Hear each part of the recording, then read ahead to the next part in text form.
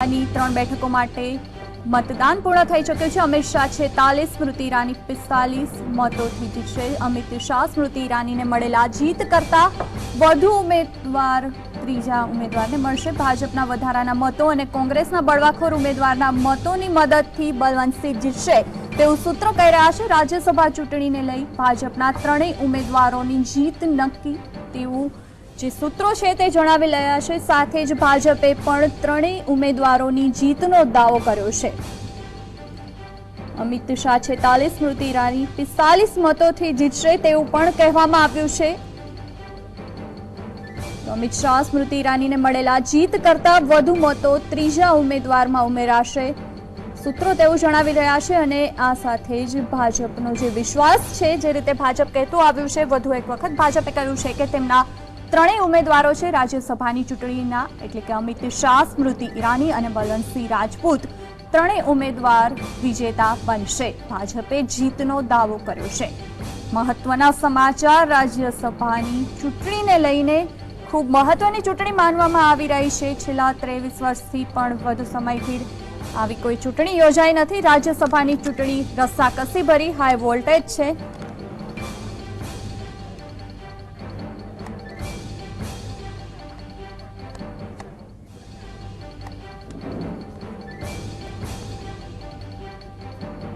તો સૂત્રો કહી રહ્યા છે કે ભાજપના ત્રણ ઉમેદવારો વિજેતા જાહેર થશે। સાથે જ ભાજપે પણ ત્રણેય ઉમેદવારોની જીતનો દાવો કર્યો છે। તો ત્રણેય ઉમેદવારોની જીતનો દાવો ભાજપે કર્યો છે। આ પાછળનું સમગ્ર જે ગણિત છે તે પણ અમે આપને થોડા સમયમાં બતાવીશું, પરંતુ ત્યાર પહેલા હાલ પ્રતિક્રિયાની વાત કરીએ તો મારી સાથે જોડાયેલા છે રાજકીય વિશ્લેષક શિરીષ કાશીકર અને સાથે જ કોંગ્રેસમાંથી પણ હરેશભાઈ જોડાયેલા છે અને સાથે ભાજપમાંથી જોડાયેલા છે હેમંતભાઈ। હેમંતભાઈ, સ્વાગત છે આપનું। અને શિરીષભાઈ, સૌપ્રથમ આપને પૂછવા માંગીશ કે જે રીતે જીતનો દાવો કરાયો છે તે પાછળનું મતોનું ગણિત શું કહી રહ્યું છે? હમણાં બ્રેક પહેલાં જ અમે એના ઉપર વાત કરી રહ્યા હતા કે એક મતને કારણે ઘણી બધી બાબતો જે છે બદલાઈ શકે છે। જો અહેમદભાઈને પણ 45 મતો ઓવરઓલ મળે તો અહેમદભાઈ જીતે છે, પણ જો 1 કે 2 વોટનો પણ ડિફરન્સ આવે તો પ્રેફરન્શિયલ વોટિંગને કારણે બળવંતસિંહ રાજપૂત ચોક્કસપણે જીતી જાય। અમિતભાઈ અને સ્મૃતિબેનની જીત તો નિશ્ચિત છે, પણ પ્રશ્ન બળવંતસિંહ અને અહેમદભાઈની વચ્ચેની સ્પર્ધાનો છે। પ્રેફરન્શિયલ વોટિંગ જો થાય તો બળવંતસિંહની જીત જે છે એ બહુ સ્પષ્ટપણે નિશ્ચિત છે, કારણ કે પ્રેફરન્શિયલ વોટિંગ માટે ભારતીય જનતા પાર્ટી પાસે એમએલએની સંખ્યા ઘણી વધારે છે અને પ્રેફરન્શિયલ વોટિંગમાં એ લોકો બળવંતસિંહને જ વ્હીપ પ્રમાણે મત આપ્યો હોય એટલે એમની જીત એ પ્રમાણે નિશ્ચિત બની શકે। જી, આ જ અંગે વધુ માહિતી માટે સંવાદદાતા હિતેન્દ્ર જોડાઈ ગયા છે, તેની પાસેથી જાણીશું શું છે મતોનું ગણિત। જી હિતેન્દ્ર, જણાવો કે કઈ રીતે જે સૂત્રો કહી રહ્યા છે ભાજપની ત્રણ ઉમેદવારોની જીતનો દાવો થઈ રહ્યો છે, કઈ રીતે છે શક્ય? સીમા, ભારતીય જનતા પાર્ટીના ત્રણેય ઉમેદવારની જીત નિશ્ચિત માનવામાં આવી રહી છે। જે ગણતરી કરવામાં આવી છે, ગણતરી આપને બતાવી દઉં છું કે ગુજરાત વિધાનસભાના અત્યારે 6 ધારાસભ્યોને રાજીનામા આપ્યા બાદ 176 સભ્ય સંખ્યા હતી, જેને ભાગ્યા 4 કરવામાં આવે એટલે 44 મત પ્લસ 1, 44 ગુણ્યા 100 કરીએ એટલે 4400 પ્લસ 1 એટલે 4401 દરેક ઉમેદવારે મત મેળવવાના રહે છે। પ્રથમ વાત કરીએ કે અમિત શાહને 46 મત ભારતીય જનતા પાર્ટીના ધારાસભ્યોએ આપ્યા છે, જ્યારે સ્મૃતિ ઈરાનીને 45 મત આપ્યા છે, કુલ 91 મત થાય છે। જ્યારે બાકીના જે મત રહે છે એટલે 30 મતો વધારાના ભારતીય જનતા પાર્ટી પાસે રહે છે। ખાસ કરી વાત કરીએ કે બાપુ અને એમની સાથે 7 ધારાસભ્યોએ ક્રોસ વોટિંગ કર્યું છે, પ્લસ કરમસિંહ મકવાણાએ પણ ક્રોસ વોટિંગ કર્યું છે, જેના કુલ મતો 4200 થઈ રહ્યા છે।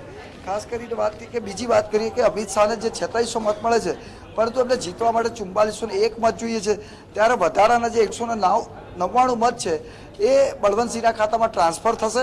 એ જ રીતે સ્મૃતિ ઈરાનીને 4500 મત મળે છે, પરંતુ એમને 4401 મત જીતવા માટે જરૂર છે, ત્યારે 99 મત જે વધારાના છે, કુલ 199 પ્લસ 99 એટલે 298 મત જે થાય છે એ સીધા બળવંતસિંહના ખાતામાં જમા થશે, જેના કારણે એમને કુલ 4498 મત થશે। એમને જીતવા માટે 4401 મત જોઈએ। જે બાકીના જે મત છે વધારાના, એ મત ખાસ કરીને વાત કરીએ જેડીયુ અને એનસીપીના જે બંને ધારાસભ્યો, એ બંને પણ ભારતીય જનતા પાર્ટીને મત આપે છે, જેના કારણે ભારતીય જનતા પાર્ટીના ત્રણેય ઉમેદવારનો વિજય નિશ્ચિત છે। એક વાત ચોક્કસ છે, મેં આપને પહેલા જ કીધું હતું કે જે પ્રકારે ગણતરી થઈ રહી છે એ પ્રકારે અહેમદ પટેલનો આ વખતે પરાજય થશે. અહેમદ પટેલ માટે જીતવું મુશ્કેલ છે. એક વાત ચોક્કસ છે કે અહેમદ પટેલ પોતે 44 જેટલા ધારાસભ્યોમાંથી 43 તો અકબંધ રાખવામાં સફળ થયું છે. બીજું આપણો જીતનો આધાર એ એનસીપી અને જેડીયુ હતું, પરંતુ જેડીયુ અને એનસીપી બંને ભારતીય જનતા પાર્ટીના ઉમેદવારનો મત આપે છે, જેના કારણે ભારતીય જનતા પાર્ટીના ત્રણેય ઉમેદવારનો જીત નક્કી છે. જી હિતેન્દ્ર, જીત નક્કી છે તેવું હાલ સૂત્રો કહી રહ્યા છે. ગણિત કહી રહ્યું છે મતોનું. હરેશભાઈ, આપને પૂછવા માંગીશ, આપ સહમત છો? જી રશ્મિકાંતભાઈ, આપ સહમત છો? ચોક્કસપણે અહેમદભાઈને 45 મત મળે જ છે. 43 એ એક જેડીયુ અને જયંતભાઈ બોસ્કી એમને ડિક્લેર કરેલું છે, એટલે એમાં કોઈ બીજો કોઈ સવાલ નથી. એમની પાસે કંઈ પણ બારોડજી પાસે કોઈ પણ ઇન્ફોર્મેશન હોય, પણ સત્ય આ છે કે 45 વોટ તો મળે જ છે. એ સિવાય હવે બીજું ક્રોસ વોટિંગ કયું થયું છે ભાજપમાંથી, કે કેટલાય સમયથી એક લિસ્ટ ફરી રહ્યું હતું કે ભાજપમાંથી કેટલાય નારાજ જે હતા એ લોકો ક્રોસ વોટિંગ કરવાના છે. એ હવે આપણને 5 વાગ્યા પછી જ ખબર પડશે. જી હેમંતભાઈ, શું કહેશો? સીમાબેન, હિતેન્દ્રભાઈએ જે વાત કરી તે સ્વયં સ્પષ્ટ છે. પ્રેફરન્શિયલ વોટિંગ છે. અમિતભાઈને અને સ્મૃતિબેનને જે વધારાના મત મળે છે તે બળવંતસિંહજીને ટ્રાન્સફર થાય છે, અને જેડીયુ અને એનસીપીના વોટ 5 વાગે હમણાં જ ખબર પડી જશે કે તે ભારતીય જનતા પાર્ટીના તરફેણમાં ગયેલા છે. કોંગ્રેસે ઘણા પ્રયત્ન કર્યા તેમના પોતાના ધારાસભ્યોને સાચવવાના, પરંતુ તે છતાં 8 દિવસની બેંગ્લોરની કારી ફાવી નથી. સાણંદના કરમસિંહભાઈએ ક્રોસ વોટિંગ કરીને ભારતીય જનતા પાર્ટીના રાજ્યસભાના ઉમેદવારને વોટ આપ્યો છે. ભારતીય જનતા પાર્ટી તેના ત્રણેય ઉમેદવારો મનશે અમિતભાઈ, સ્મૃતિબેન અને બળવંતસિંહના વિજયને માટે આશ્વસ્ત છે, આત્મવિશ્વાસથી સફળ છે. જી, જે રીતે વાત કરવામાં આવે, હાલ મતોનું ગણિત જે કહી રહ્યું છે, જે પ્રમાણે સૂત્રો જણાવી રહ્યા છે, રશ્મિકાંતભાઈ, આપને લાગે છે જો અહેમદભાઈ હારે તો તેની પાછળ કયા કારણો જવાબદાર હશે, અથવા તો જીત પાછળ કયા કારણો આપ જવાબદાર ગણો છો? જે પ્રમાણે વોટિંગ થયું છે એ પ્રમાણે સ્પષ્ટ છે કે અહેમદભાઈ જીતે છે. હવે એના કારણોમાં એક છે કે જે કોંગ્રેસના જે ધારાસભ્યો કે જેમને ત્યાં લઈ જવામાં આવ્યા હતા બેંગ્લુરુ, કે એમના પર પ્રભાવ ના પડે, અને એ લોકો સ્પષ્ટ અને કમિટેડ હતા. એમને પણ ખબર હતી કે અમારે જેને કહીએ ને કે પેલા નેગેટિવ વાતાવરણમાંથી બહાર જવું પડશે, નહીતર આ લોકો અમને કોઈ પણ રીતે ડરાવશે. મેં જે આ પહેલાં ચર્ચામાં કહ્યું હતું કે લાડલા સિસ્ટમ, મોદી અને અમિત શાહની એક સિસ્ટમ છે નવી, જેને કે ઊભી થઈ છે, લાલચ, ડર અને લાગણી. આ લાડલા સિસ્ટમ દ્વારા કોઈ પણ રાજકીય મોટી સંખ્યાને અથવા તો વ્યક્તિગત ઇન્ડિવિજ્યુઅલને એ લોકો પ્રભાવમાં પાડી અને એમની તરફેણ કરતા હોય છે. કે એમને ચોક્કસપણે, જે મેં પહેલાં કહ્યું એ પ્રમાણે, કે એ ધારાસભ્ય નથી પેદા કરી શકતા કે નથી આગેવાન પેદા કરી શકતા. કાર્યકરમાંથી જ્યારે જેમ જેમ મોટા બને છે, ધારાસભ્ય બને, એમપી બને કે આગેવાન બને, તમે ભૂતકાળમાં જોયું હશે, ઇવન આજની તારીખમાં બી સંસદમાં બી તમે જુઓ અને વિધાનસભામાં બી જુઓ, તો કોંગ્રેસ મૂળના લગભગ તમને આગેવાનો, ધારાસભ્યો અને સંસદ સભ્યો મળશે. એટલે આ જે ડર હતો એ ડરમાંથી બહાર આવીને અહેમદભાઈને, કોંગ્રેસને અમને ચોક્કસપણે વિશ્વાસ હતો કે અમારી સાથે જે આવેલા છે અને જે કમિટેડ છે એ કમિટેડ વોટ અમને મળવાના જ છે. પ્લસ જેડીયુની વાત એ પહેલાં બી ડિક્લેર થયેલું છે કે એનસીપીનો એક વોટ જે છે એ પણ અહેમદભાઈને મળ્યો છે, એટલે જીત કન્ફર્મ જ છે બેન. જી, પણ રશ્મિકાંતભાઈ, આપે કહ્યું કે ધારાસભ્ય મક્કમ હતા. જો મક્કમ હતા તો પછી તેમને બેંગાલુરુ કે આણંદ રાખવાની શું જરૂરિયાત હતી? કમિટેડ હતા તો પછી આ બધી જે અઠવાડિયું કે વધારે સમયથી જે રીતે તેમને બહાર રાખવામાં આવે ગુજરાત બહાર, તેની જરૂરિયાત શું હતી?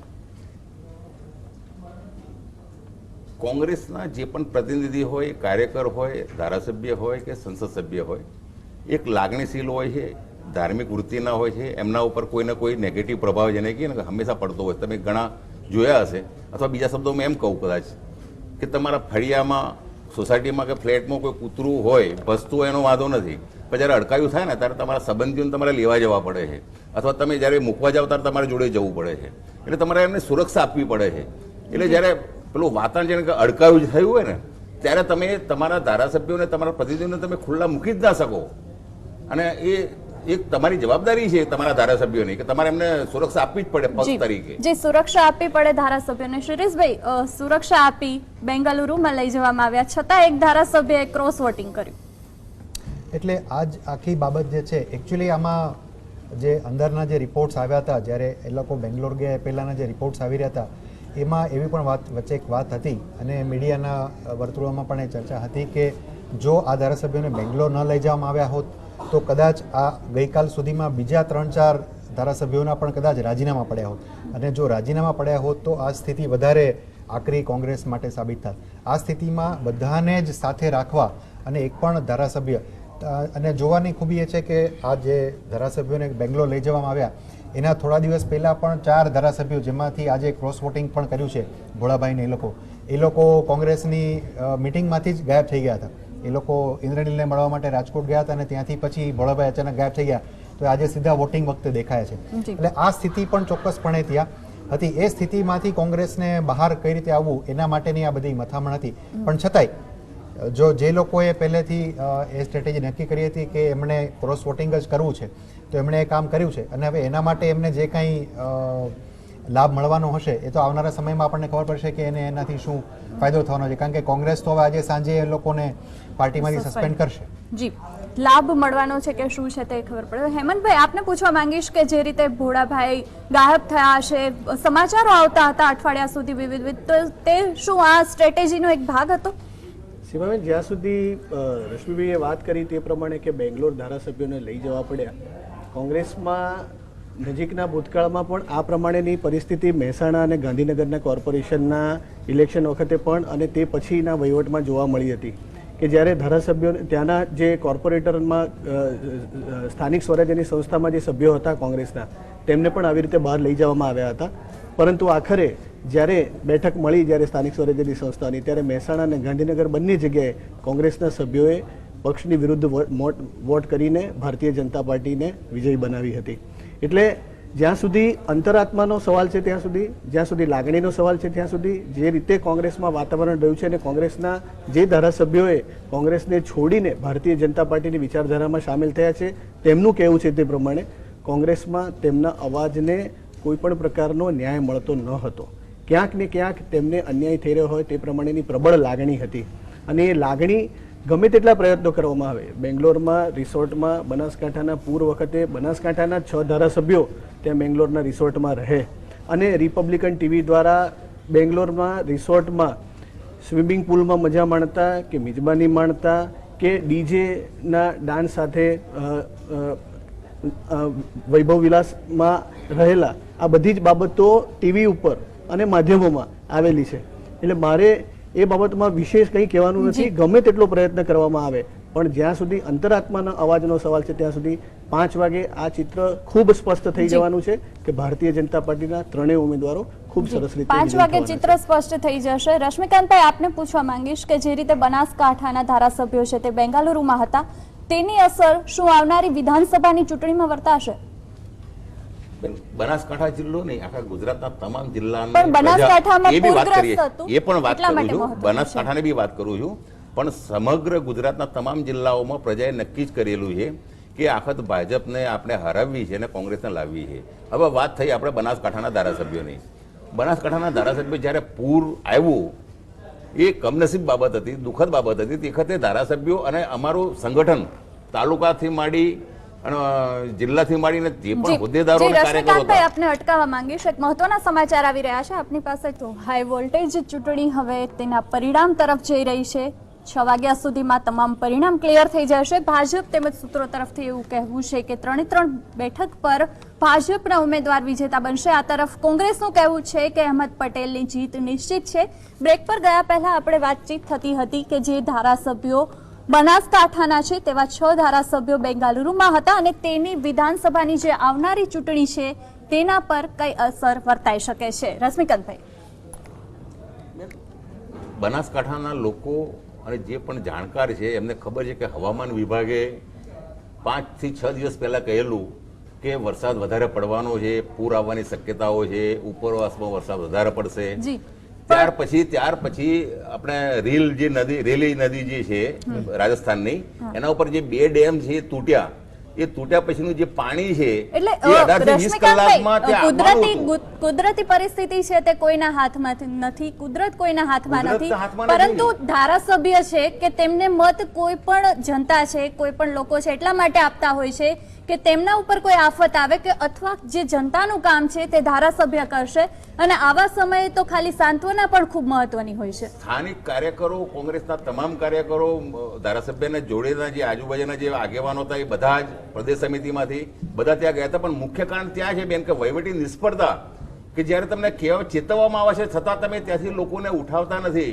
પેલા ઝાડ ઉપર 17 જે આખો કુટુંબના જે સભ્યો હતા એને જ્યારે મીડિયા દ્વારા બી કહેવામાં આવ્યું છતાં બી ત્યાં કોઈ જેને કે હેલિકોપ્ટર કે અન્ય કોઈ સાધનો કે હોળી કે કંઈ બી. અને તમે મજાની વાત જુઓ બેન કે આ જ્યારે હોળીઓ મોકલી ને તો રબરના પેલા જે મટીરિયલ હતું એ રબરની હોળીઓ મોકલી. હવે શું થાય કે ત્યાં કાંટાળા છે. તમને ભૌગોલિક, તમે 15 વર્ષથી રાજ કરો છો, 20 વર્ષથી રાજ કરો, તમને ખબર હોય છે ભૌગોલિક સ્થિતિ. ત્યાં જે કાંટાના લીધે જે બધા હોળીઓ જે હતી રબરની એ બધી પંક્ચર થઈ ગઈ અને લોકોને કામ જ ના લાગી. તમે કેવો વહીવટ, તમારામાં બુદ્ધિ એટલું તો વિધવતવા તો હોવી જોઈએ તમને કમસે કમ, કે આવા સમયમાં આવી જગ્યા ઉપર શું જોઈએ અને વહેલું જોઈએ.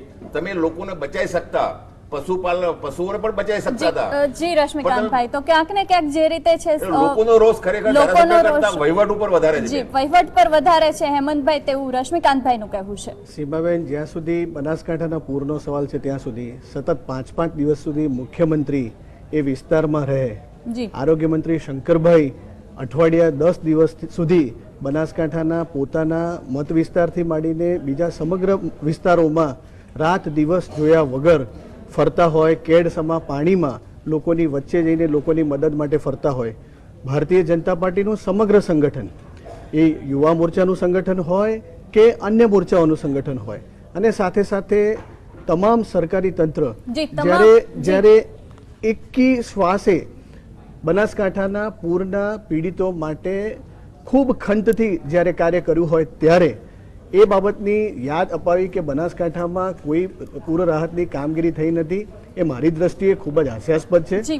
કદાચ પૂર રાહત માટેની સૌથી વિક્રમજનક કામગીરી અને પ્રજાને સંતોષ થાય તેવી કામગીરી જો કોઈએ કરી હોય તો ભારતીય જનતા પાર્ટીએ કરી છે. અને એટલે જ 15મી ઓગસ્ટે ધાનેરામાં સ્વતંત્ર દિનની ખૂબ સરસ રીતે ઉજવણી આપણે કરવાના છે. જી, મૂળ મુદ્દા ઉપર પરત આવી જઈએ. વાત છે રાજ્યસભાની ચૂંટણીની. શૈલેષભાઈ, આપને પૂછવા માંગીશ કે જે રીતે કોંગ્રેસમાંથી લોકો જોડાયા ભાજપમાં, અન્યાય થતો હતો, નેતાગીરીથી નારાજ હતા, પરંતુ જે આવનારી ચૂંટણી છે વિધાનસભાની, તેમાં લઈને ભાજપમાં જ અસંતોષ ઉભો થઈ શકે એવી સંભાવના ચોક્કસ છે. પણ જુઓ અત્યારની સ્થિતિ શું છે. ઓલરેડી આ 7-8 લોકોએ જેમણે અત્યારે ક્રોસ વોટિંગ કર્યું છે એ 8 ધારાસભ્યો સસ્પેન્ડ થશે અને કોંગ્રેસની સ્ટ્રેન્થ જે છે એનાથી પણ અત્યારે ઓછી થશે. બીજું, આ બનાસકાંઠાનો જે પૂરનો મુદ્દો છે, ચાલો સમય જતાં કદાચ બધું સમય સૂત્રું પાર ઉતરી જાય તો લોકો એ ભૂલી પણ જાય, એટલે એ કદાચ એટલો મહત્વનો મુદ્દો ન પણ હોય. પણ એ ચોક્કસ છે કે આ જે લોકો કોંગ્રેસમાંથી લાંબો સમય કોંગ્રેસમાં હતા એ લોકો ભારતીય જનતા પાર્ટીમાં આવશે, એમને પણ કોઈ અપેક્ષાઓ હશે, એમને કોઈ પદની લાલચ હશે, જે કોઈ પણ કારણ હોય એ આવશે. ભલે એમને કોંગ્રેસમાં દુઃખ હતું તો અહીંયા સુખી થવા માટે કદાચ આવ્યા છે, પણ એમના કારણે ભારતીય જનતા પાર્ટીમાં જે લોકો વર્ષોથી કામ કરી રહ્યા છે, જે ગ્રાસરૂટ લેવલના કાર્યકરો છે, એમની અંદર ક્યાંક ને ક્યાંક ચોક્કસપણે કચવાટ હશે. પણ હું માનું છું ત્યાં સુધી આવનારી ચૂંટણીમાં આ બધા જ લોકોને ટિકિટ મળશે ભાજપમાંથી અને બધા ભાજપમાંથી ચૂંટાઈને આવશે એવું નહીં હોય. એમને માટે અલગ અલગ વ્યવસ્થાઓ હું માનું છું કે બીજેપીના સંગઠને વિચારી હશે. એટલે એવું પણ ન થાય કે ભાજપનો જે ગ્રાસરૂટ લેવલનો કાર્યકર છે એ પણ નારાજ થાય, એવું પણ નહીં થાય. કારણ કે ભારતીય જનતા પાર્ટીનો આવનારી વિધાનસભાની ચૂંટણીનો ગોલ છે 150+ છે અને એના માટે બહારથી ભલે ને કોંગ્રેસમાંથી કદાવર નેતાઓને લાવવા પડે, પણ એનો જે ગ્રાસરૂટ કાર્યકર છે એને નારાજ કરવો પોસાશે નહીં. એટલે એ એવી કોઈ ફોર્મ્યુલા ડેફિનેટલી એમના સંગઠને નક્કી કરી છે જેના કારણે કાર્યકર્તા પણ નારાજ ન થાય અને જે લોકો બહારથી આવ્યા છે એમનું સન્માન પણ જળવાઈ રહે. પણ એના માટે આપણે થોડો સમય રાહ જોવો પડશે. સૌને સાચવવા માટેના ચોક્કસ પ્રયાસ થશે. હેમંતભાઈ, આપને આગળ પૂછીશું કે રાજ્ય